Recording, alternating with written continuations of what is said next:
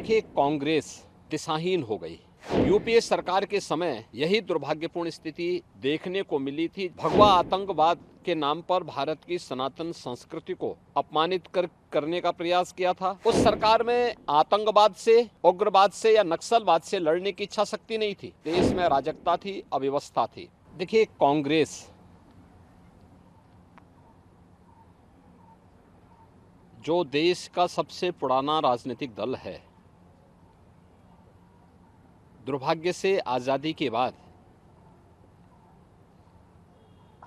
वह दिशाहीन हो गई और आज तो वह नेतृत्व विहीन भी हो गई। ये दिशाहीनता का ही दुष्परिणाम है कि कांग्रेस पार्टी के तमाम नेताओं ने लगातार भारत की सभ्यता और संस्कृति को कोसने, अपमानित करने और सनातनता को हर प्रकार से बदनाम करने के कुत्सित प्रयास किए हैं।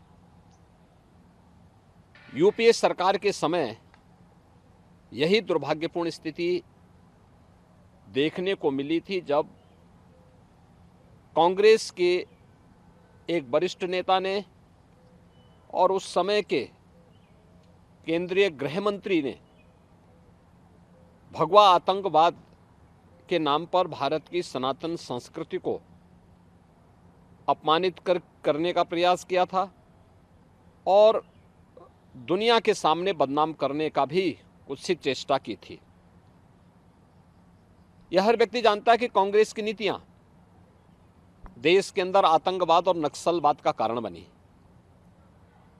और आज मोदी जी के नेतृत्व में न केवल आतंकवाद और नक्सलवाद की समस्या का समाधान हुआ है, बल्कि देश के अंदर चाहे वह जम्मू कश्मीर का उग्रवाद हो, वहाँ का आतंकवाद हो, चाहे वह पूर्वोत्तर की अराजकता हो, चाहे देश के विभिन्न राज्यों में यूपीए सरकार के समय जो नक्सलवाद था, लगभग 17 राज्यों में 115 से 120 जनपद ऐसे थे जो नक्सली हिंसा से बुरी तरह चपेट में थे।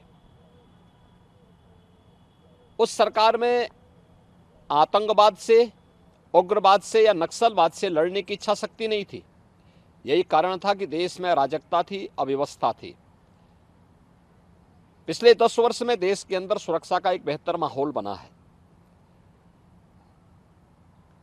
आतंकवाद की जड़ जम्मू कश्मीर में धारा 370 को मोदी जी के नेतृत्व में, गृह मंत्री अमित शाह जी के नेतृत्व में पूरी तरह समाप्त करते हुए जम्मू कश्मीर को विकास की मुख्य धारा के साथ जोड़ने का कार्य किया गया। पूर्वोत्तर के राज्यों का जो उग्रवाद था, जो अराजकता थी, उसको कंट्रोल करके उन्हें राष्ट्र की मुख्य धारा के साथ जोड़ने में सफलता प्राप्त हुई। नक्सलवाद जो यूपीए सरकार के समय 120 के आसपास जनपदों में फैले हुए थे, 17 राज्यों में, आज उसको नियंत्रित करते हुए देश के एक आध राज्य में 2-3 जनपदों तक मात्र सीमित होकर के रह गया है और हमारा विश्वास है कि बहुत शीघ्र यहां से भी नक्सलवाद का अंत होगा। कांग्रेस की सरकार भारत की सनातन सभ्यता और संस्कृति को अपमानित करती थी, उसको बदनाम करती थी। आज मोदी जी के नेतृत्व में भारत की सभ्यता और संस्कृति दुनिया के अंदर सम्मान प्राप्त कर रही है। भारत का गौरव पुनर्स्थापित हुआ है और यह अवसर कभी कभी आता है। यही कारण है कि महाराष्ट्र की राष्ट्रवादी जनता आज मोदी जी के साथ, उनके नेतृत्व में उन्हें तीसरा कार्यकाल देने के लिए पूरी तरह प्रतिबद्ध दिखाई देता है और हमें विश्वास है कि जो कांग्रेस उन्हें बदनाम करने, उनके हिस्से पर सेंधमारी करने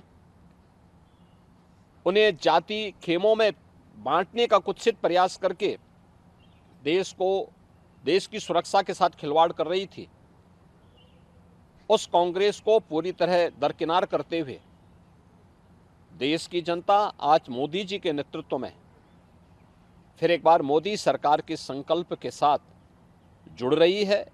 और हम विश्वास के साथ कह सकते हैं कि 4 जून को जब 2024 के लोकसभा चुनाव के परिणाम सामने आएंगे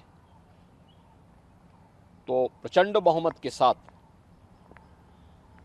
मोदी जी फिर से देश के प्रधानमंत्री बनेंगे और उनका तीसरा कार्यकाल भारत की समृद्धि, भारत की सुरक्षा और भारत को आत्मनिर्भर भारत और विकसित भारत बनाने की दिशा से एक मील का पत्थर साबित होगा और मुझे लगता है हर भारतवासी के लिए गौरव का क्षण होगा।